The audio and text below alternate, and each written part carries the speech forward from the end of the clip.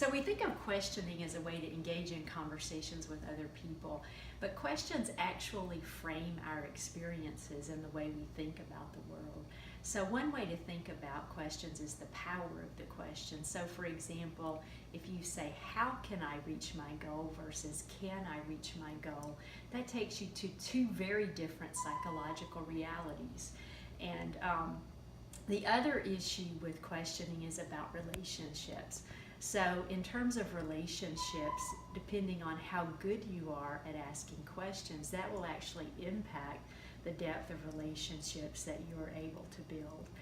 So a couple of questions that are power questions to have in your arsenal would be, tell me about an experience you've had that you really grew from. So that's a great question if you want to understand how someone leads and how someone thinks about themselves. And the other questions are actually from the Proust questionnaire. So you can have some fun with people and getting to know people and ask them things like, what virtue do you most admire in others? And another question that's fun is, what do you find most irritating in other people? So questions can be a way to dialogue back and forth with people and create a conversation that's more interesting than mundane. But the important thing, what's much, much more important than asking exactly the right question, is to let your curiosity be a driver and be a detective about understanding your world and other people. And that will make you a much better leader and a much better follower and a much better colleague. How has social media helped to spread the word about your book, The Art of Authenticity? We have used a lot of tools in social media, including Facebook, LinkedIn, and Twitter. So it has been a remarkable learning experience for me in seeing people holding books all over the world. So one of the images in my mind about the power of social media through the experience of the book launch is a friend of mine in Australia actually posted herself with her book. And so I thought about how powerful it is for social media, where I can actually see my friend Fiona when she receives her book just outside Melbourne, which is literally on the other side of the world, and feel connected to her experience. And we also did something that was fun, which was having people pose with their copies of the book, which I would never have thought of.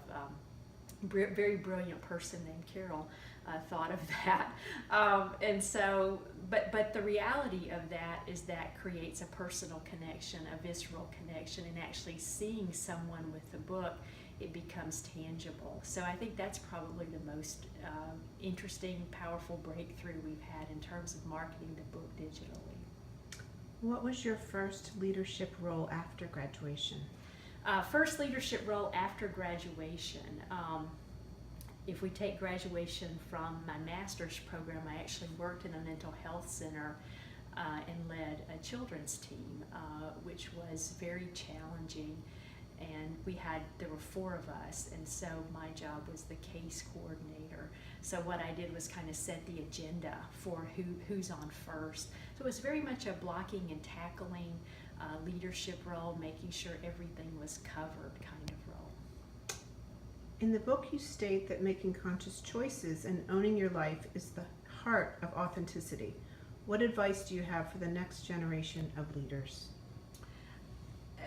I think that being aware of who you are and being it on purpose is something that this generation actually has a strength in. I just finished a wonderful book about the millennial generation, which actually digs underneath a lot of the stereotypes. So for example, the stereotype that millennials are disrespectful is one where what the researchers discovered is that millennials actually say what they're really thinking and do not hesitate to speak the truth to hierarchy.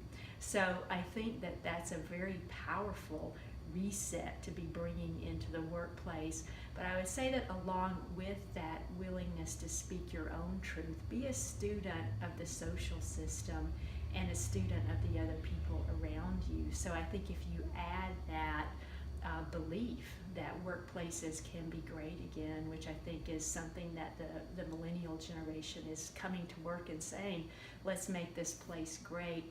add to that continual evolution of honesty and telling the truth, but at the same time being a student of the business and the social system that actually makes the business work. You've got a winning combination. Great. Thank you, Karissa. You're welcome.